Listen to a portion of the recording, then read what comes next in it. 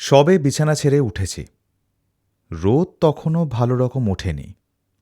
খিড়কি দোড়ের জগডুমুর গাছটার মাথায় গোটাকতক শালিক পাখিতে কিচকিচ ও ঝটপটি বাঁধিয়েছে।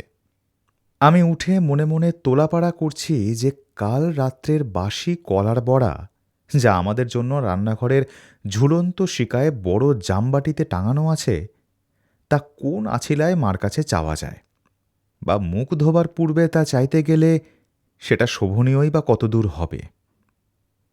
এমন সময় আমাদের বাহির দরজার কাছে একটা ঠেলা গাড়ির ঘর ঘর শব্দ উঠল। সঙ্গে সঙ্গে মিষ্টি রিনরিনে গলায় ডাক শোনা গেল, টুনিদা, ও টুনি। অমনি আমার বৃদ্ধা জ্যাঠাইমা মারমুখী হয়ে কি একটা হাতে উঁচিয়ে ছুটে গেলেন।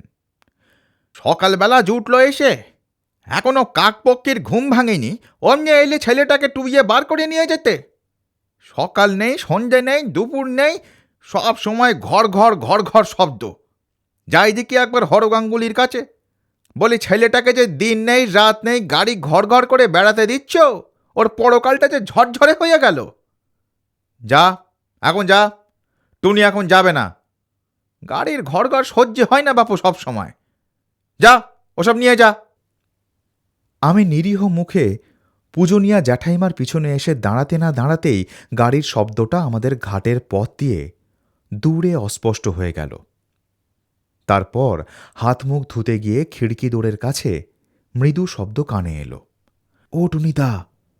আমি একবার পিছন ফিরে জ্যাঠাইমার অবস্থিতি স্থান এবং তার দৃষ্টির গতির দিক নির্ণয় করে নিয়েই ঝট করে খিড়কি দোরটা খুলে বার হয়ে এলুম। সকালের পদ্মের মতো নির্মল প্রফুল্ল তরুণ নরু হাসি ভরা ডাগর চোখে দাঁড়িয়ে আছে। আসবি না টুনিদা? এই উঠলাম যে, এখনো মুখ ধুইনি, খাবারও খাইনি, বাড়ির মধ্যে আয় না। নুরু চোখের ইশারায় দেখিয়ে বলল, কোথায়? কিছু বলবে না জ্যাঠাইমা, আয় তুই। উত্থাপিত প্রস্তাবে সে মনে প্রাণে যোগ দিতে সক্ষম হল না। তুই আয় মুখ ধুয়ে টুনিদা, আমি চালতে তলায় আছি গাড়ি নিয়ে। চড়বি তো টুনিদা? দুজনে মিলে পাড়ায় বেরিয়ে গেলুম। তেঁতুলতলায় খেলার জায়গায় খুব ভিড়। মুখুজ্জে পাড়ার কোনো ছেলে আর বাকি নেই। নরু হাসি মুখে বলল, আয় পটুদা, নিতাইদা, আমি গাড়ি এনেছি, দেখ ঠিক সময় আসিনি। আয় চড়।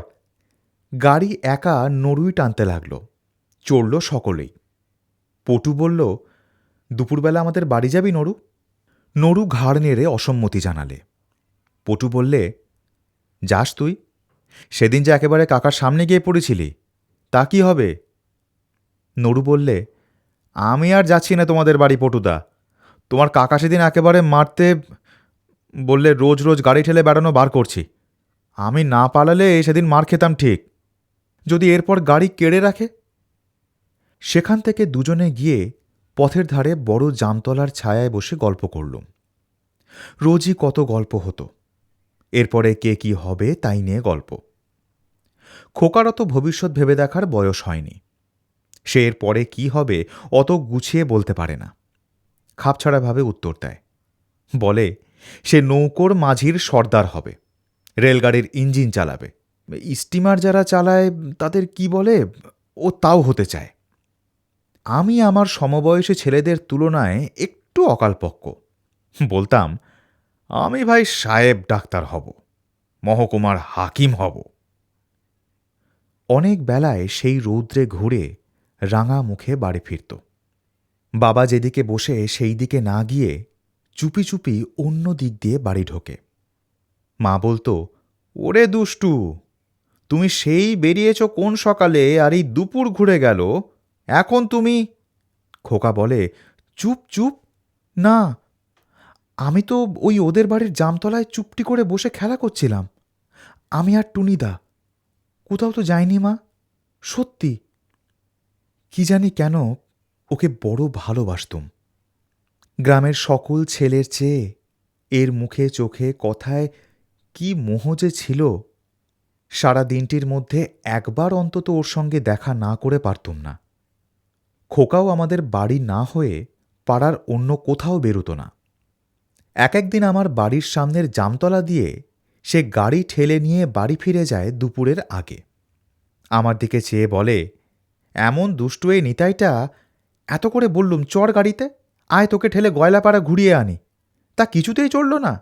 বললে মা বকবে, তেল আনতে যাচ্ছি। আয় চড়বি টুনিদা? তোর বুঝে আজ আর কেউ চড়ার লোক হয়নি খোকা? আমাদের পাড়া কেউ চড়লে না, সেই কখন থেকে ঘুরে বেড়াচ্ছি, সব যা দুষ্টু। আসবি টুনিদা? খোকার চোখের মিনতি ভরা দৃষ্টি তখনকার দিনে আমার এড়াবার সাধ্য হতো না কোনো মতেই। আমি চড়তুম। মহা খুশির সঙ্গে খোকা চৈত্র বৈশাখের মধ্যাহ্ন সূর্যকে উপেক্ষা এবং অবজ্ঞা করে গাড়ি ঠেলে নিয়ে বেড়াত। সূর্যও প্রতিশোধ নিতে গিয়ে ওর কচি মুখ রাঙিয়ে দিতেন, ঘামে কাপড় ভিজিয়ে দিয়ে ছাড়তেন। তার বয়স অল্প ও দেহ অত্যন্ত ক্ষীণ ও মেয়েলি ধরনের ছিল বলে পাড়ার কোনো ছেলের সঙ্গে সে পেরে উঠত না। সকলের কাছে তাকে অবিচার সহ্য করতে হতো। দুর্বলের প্রতি সবলের অধিকার তার উপর নির্বিবাদে জারি করত সকলেই। সেদিনটা ছিল ভারী গরম। চৈত্র বৈশাখের দিন গ্রামের পথের ধুলো তেতে আগুন হয়েছে। পঞ্চানন তলায় বারোয়ারির আসন সাজানো, বাঁশের মাচা বাঁধা, সবাই কাজে সকাল থেকে সন্ধ্যা পর্যন্ত খাটছে। বড় পিটুলি গাছতলায় তার ঠেলাগাড়ির ঘর ঘর আওয়াজ উঠল। অনু বললে, ওই নড়ু আসছে। পিছনে পরম সঙ্গী কেরোসিনের ঠেলাগাড়িটা টেনে নড়ু হাজির। বাঁধা আসরের দিকে এসে আঙুল দেখিয়ে বললে, যাত্রা কবে বসবে রে টুনিদা? সংবাদ সংগ্রহের পর সে সন্তোষের হাসি হাসল। আঙুল দিয়ে গাড়িটার দিকে দেখিয়ে বলল, চড়বি পটুদা? পটু ঘাড় নেড়ে বলল, চড়ব। টানবে কে? খোকা খুব খুশি হয়ে বললে, কেন আমি?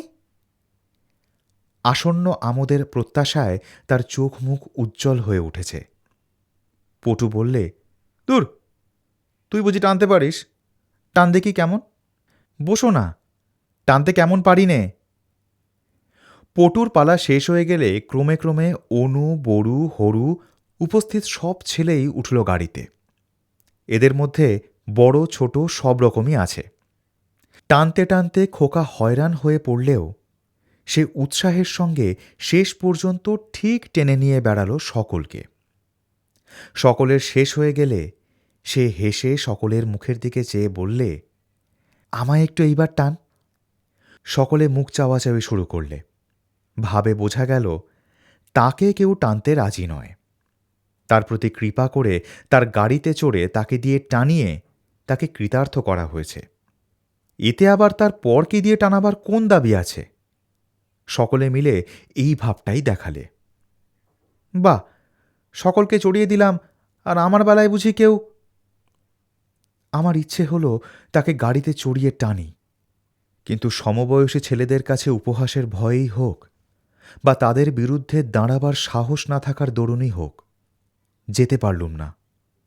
সে গাড়ি টেনে নিয়ে চলে গেল। এদের মধ্যে পূর্বে কি পরামর্শ হয়েছিল আমার জানা নেই।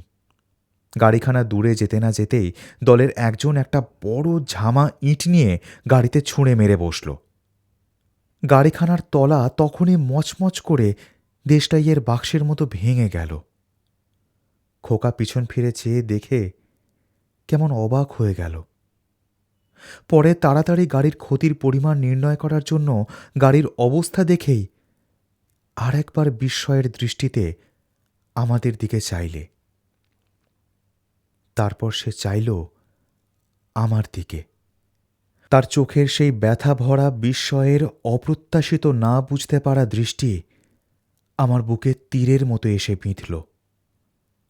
ভাবল এই রকম যে তুইও টুনিদা এর মধ্যে। কিন্তু সে কোনো কথা কাউকে না বলে ভাঙা গাড়িটার পাশে বসে পড়ে দেখতে লাগল।